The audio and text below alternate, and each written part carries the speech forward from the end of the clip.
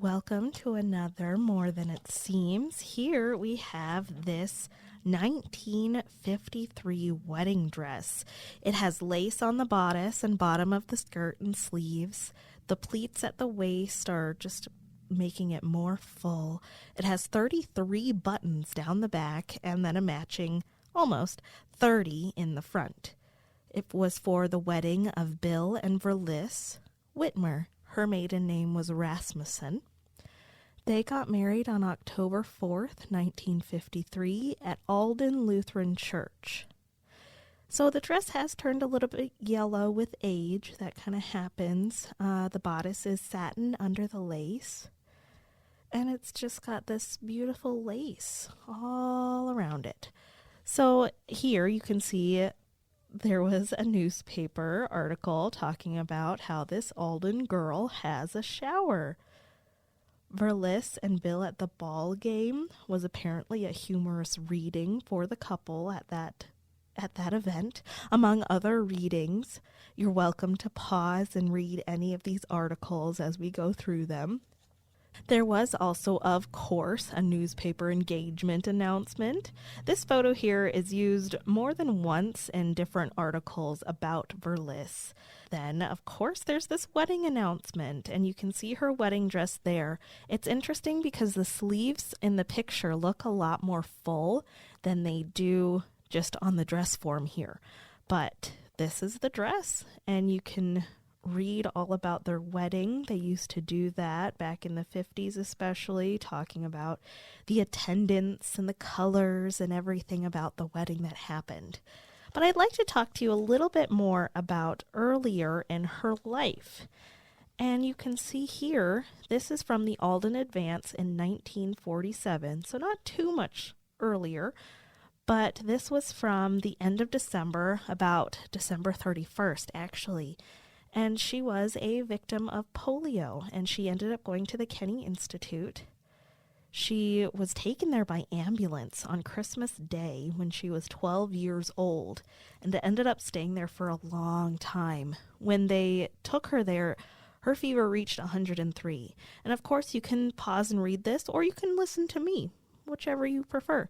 But she was quarantined there, and her friends were allowed to write to her. Her parents weren't even allowed to see her for a lot of it because, again, she was quarantined. And she got fluids, she got nourishment, she was able to bounce back, but her friends were able to write her. That was her main connection to people, was being written to. She even did, here you can see a card of thanks in August of the next year, which she said, quote, "During my stay at the Kenny Institute, all these friends were very kind to me," unquote. So she thanked all the people that did write to her while she was sick with polio. And in 1952, she became class valedictorian, and she had an average GPA of 3.88. But she was able to do the valedictorian speech then. And it's kind of sad because you see here in this next article, Dad's sick, but he'll hear his daughter speak. So it was her father's turn to stay in the hospital, but he wasn't able to come see her do her valedictorian speech.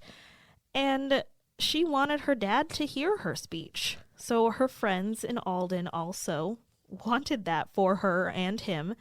They put tape recorders through the whole program, and they took many, many pictures so that her dad could hear that speech and see the pictures to show that she gave a talk to her classmates and their families. And a lot of the articles that come out talk about how she overcame polio and was still able to do so many of these wonderful things. You know, she became valedictorian and pushed through that weakening of her limbs to be able to go on and do more. So here you also see she sparked a plan for polio fundraising. She was an advocate for others who ended up with polio and raised money for a polio fund. So she was a go-getter. You know, she wanted to make sure that other people that were in a similar situation as her were also able to continue with their lives and thrive. And also, if you look up her name in our Albert Lee Tribune or even the Alden Advance at times, you can see that under Verliss Wittmer, so that's her married name, there are many, many recipes that she did submit to the newspaper. But she was the one who wore this wedding dress. It's beautiful lace, and she went on to do many, many wonderful things in her life. If you want to know more about her, or if you have other stories that you'd like to tell us and have us show, please go ahead and bring it to us at the History Center of Freeborn County. Thanks for listening.